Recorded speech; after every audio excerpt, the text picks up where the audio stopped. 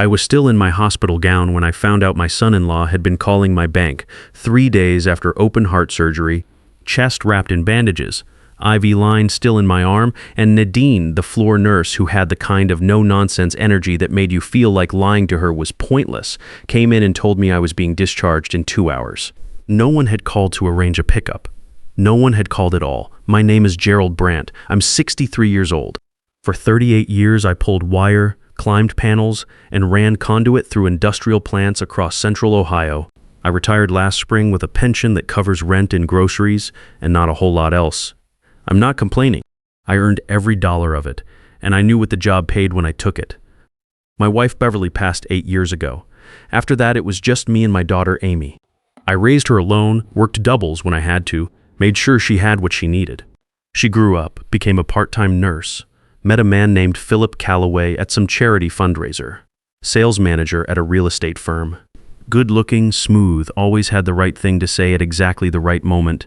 I didn't love him from day one, but Amy did, so I kept my mouth shut. They got married, had a daughter they named Lily. I thought we were doing fine. Then one Tuesday morning my chest caved in.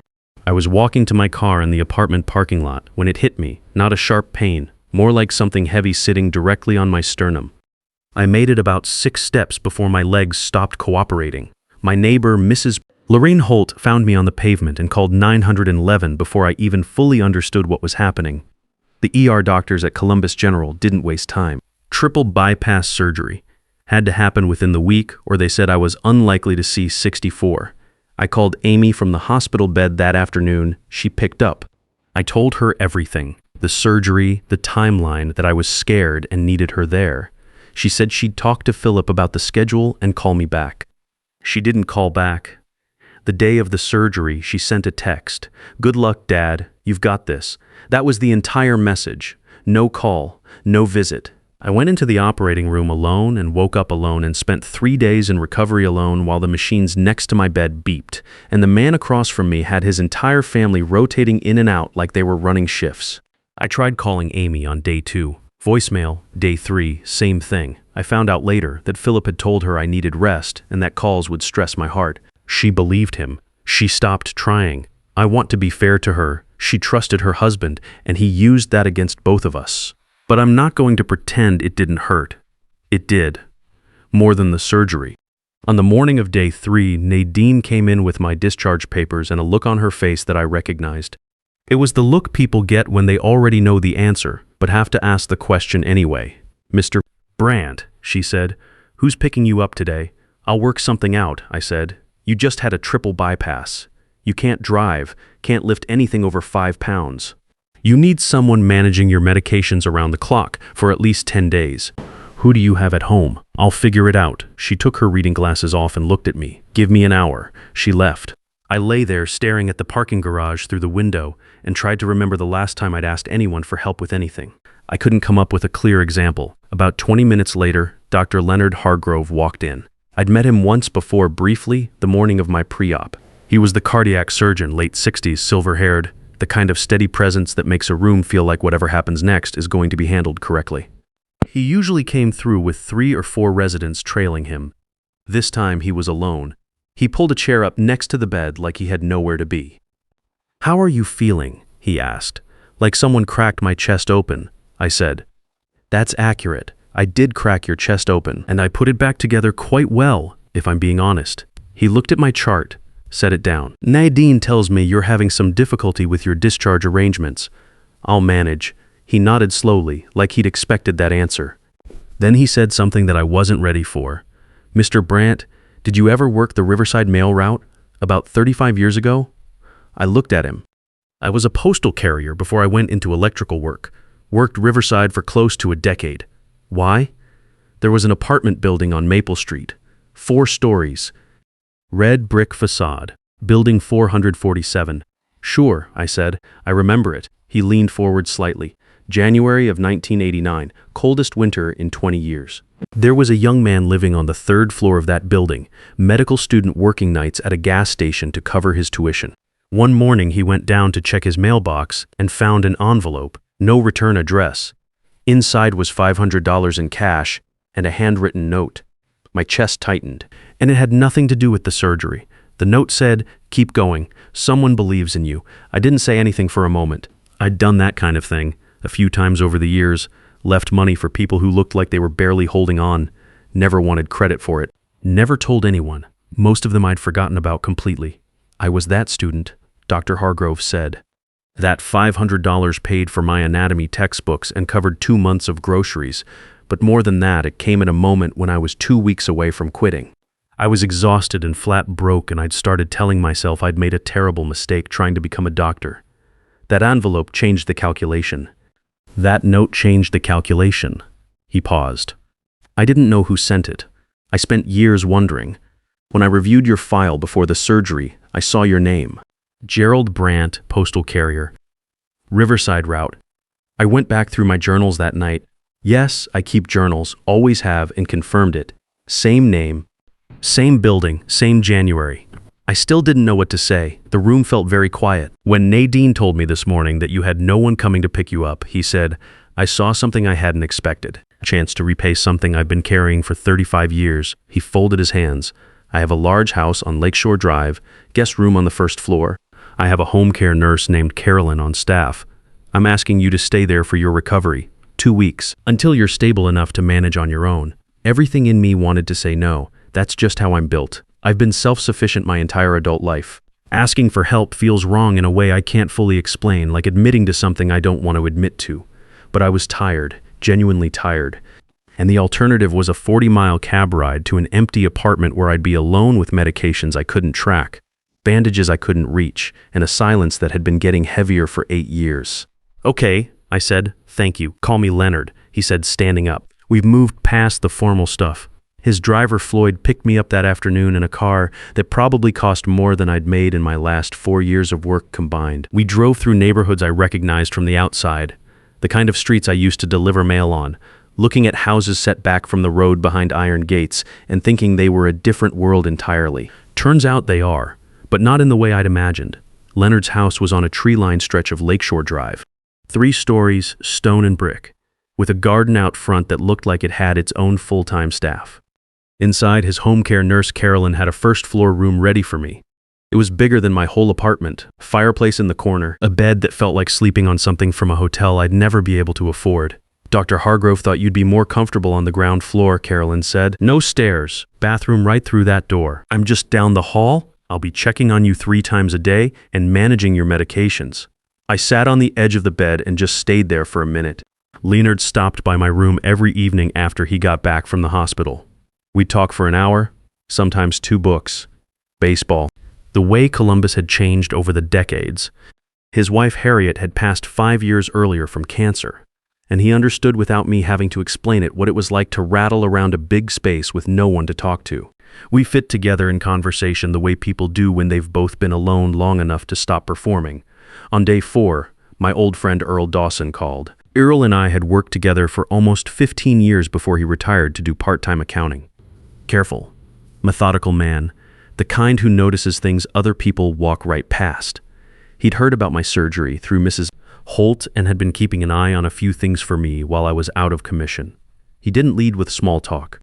Gerald, he said, I need you to listen carefully. Someone ran an inquiry on your retirement account at the bank. Not a standard check, a third-party access query. It happened the day you were in surgery. I let that sit for a second. You know who has your account information? He asked. I thought about it. Amy had my banking details. I'd given them to her years ago for emergencies, which meant Philip had them too. When did it happen exactly? I asked. Day of your bypass, around 2 in the afternoon. I'd been on the operating table at 2 in the afternoon. Earl kept going. He'd done some additional digging quietly, nothing dramatic, just looking at patterns the way accountants do. Philip's finances were not in good shape. His sales numbers at the real estate firm had been declining for over a year. He'd taken a second mortgage on the house. He and Amy owned $140,000 against the equity. He had outstanding personal debts being shuffled between accounts. And in the 5 days I was in the hospital, Earl had confirmed through a contact at a local law office that Philip had met twice with an estate planning attorney. He's not doing this for Amy, Earl said. He's doing this for himself. My read is he's planning to push her to get power of attorney over your affairs. Probably frame it as protecting you while you're recovering. I looked at the fireplace across the room. Does Amy know? I asked. I don't think she knows the details. I think she knows Philip is stressed about money, but I don't think she sees the full picture. After I hung up, I sat with it for a long time. This was my son-in-law. The man I'd stood next to at my daughter's wedding. The man who called me on Father's Day and said the right things and smiled in every photograph. The man who had been accessing my accounts while I was unconscious on an operating table. That evening, Leonard stopped by my room and found me still sitting in the chair by the window. "You look like a man who got some bad news," he said. "Earl called," I said, and I told him everything. Leonard listened without interrupting. When I finished, he was quiet for a moment. Then he said, "I had my attorney do some checking this week as well. After Nadine told me about your situation, I wanted to know who had left you alone in that hospital. What I found concerned me enough that I was going to bring it up tonight regardless." He confirmed everything Earl had found and added one more detail. Philip had also contacted a real estate broker, not for a sale, but for a valuation, on my apartment building, the one I didn't own. But I did have a retirement account with enough in it to matter to a man carrying $140,000 in debt. He needed a number, Leonard said. He was building a case for why taking control of your finances was the responsible thing to do. I looked at him. What do we do? Leonard leaned back. We let him come to us. Amy called 3 days later. Different number, she must have borrowed someone's phone. Her voice was careful in the way people get when they've been coached on what to say. "Dad, I've been trying to reach you. I didn't bring up the voicemails." "I'm doing better," I said. "Recovering, Philip, and I want to come visit this Sunday. See how you're getting on. How did you get this number?" I asked. "Called the hospital.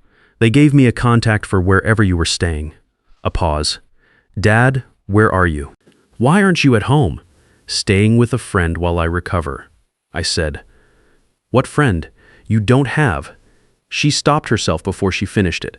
She'd been about to say, "I didn't have friends with money," which was true until recently. 4782 Lakeshore Drive, I said. Sunday at 2. Silence on her end. "Lakeshore? Whose house is that?" "I'll see you Sunday, Amy." I hung up. Leonard was in the doorway of my room about a minute later. He had a way of appearing without it, feeling like he was checking up on you. "Your daughter?" he asked. "She's coming Sunday." "Philip too." I set the phone down. He found out where I'm staying. Leonard nodded once. "Then we're ready." He'd already spoken with his attorney, a quiet, careful man named Arthur who specialized in financial fraud. Arthur had spent the past week documenting everything, the bank inquiry, the meetings with the estate attorney, the real estate valuation request. He had dates, names, and paper trails that Philip had apparently assumed no one would ever bother to pull together. Arthur would be in Leonard's study on Sunday, out of sight, but available. Sunday came. Philip and Amy arrived at exactly 200. Floyd answered the door. I was sitting in the living room when they walked in, and I watched Philip's face do something interesting the moment he saw the room, the artwork, the built-in shelves, the kind of quiet expensive that doesn't announce itself. His expression shifted, recalibrated, like a man who just realized the stakes were higher than he'd planned for. Amy looked at me first. Her eyes were doing that thing where she was trying to figure out how angry I was without asking directly. I wasn't angry. I was just tired and watching carefully. Philip recognized Leonard immediately. Crossed the room with his hand already extended, smile already on. "Dr. Hargrove, Philip Calloway, Gerald's son-in-law. I can't tell you how much it means to our family that you've looked after him like this. Truly above and beyond. Your father-in-law is easy to look after," Leonard said, shaking his hand once. "He's good company." Philip laughed like that was the funniest thing he'd heard all week. Then he settled into the chair across from me, leaned forward with his elbows on his knees, and put on the face he used when he was about to say something he'd rehearsed. "Dad, you're looking great. Seriously, so much better than I expected. You didn't see me before," I said. "So you don't really have a baseline." He absorbed that with a small nod. "Fair enough. Look, things got complicated when you went in for surgery. Work was slammed. Amy was worried. We were trying to manage a lot at once." "Philip," I said. "Let's not do that part." He stopped, looked at me. Decided to change direction. Leonard offered coffee. Wanda brought it out. For about 15 minutes, we sat and made the kind of careful small talk that happens when everyone in the room knows the real conversation hasn't started yet.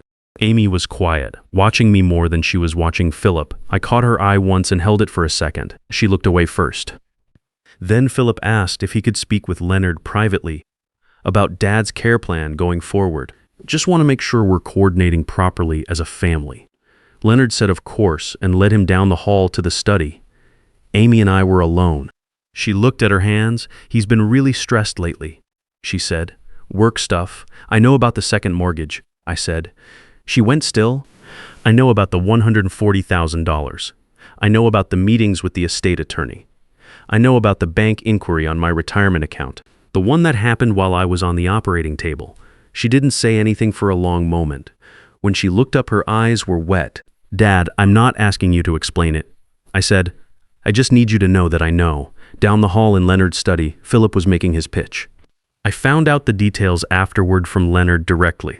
It started reasonably enough: concern for my health, the stress of managing finances while recovering, the importance of having a family member with legal authority to act on my behalf. Then it got to the real part. As my son-in-law, Philip felt he was best positioned to hold power of attorney over my affairs.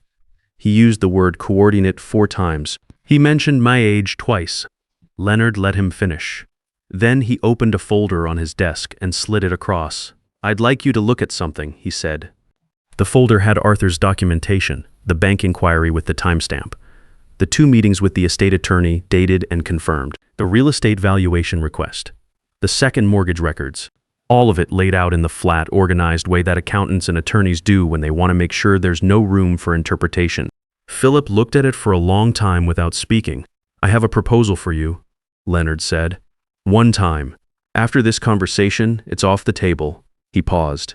You go back into that living room, you sit down next to your wife, and you tell her all of it, not my version, not Gerald's version, yours. You tell her what you've been doing and why, and you let her decide what happens next.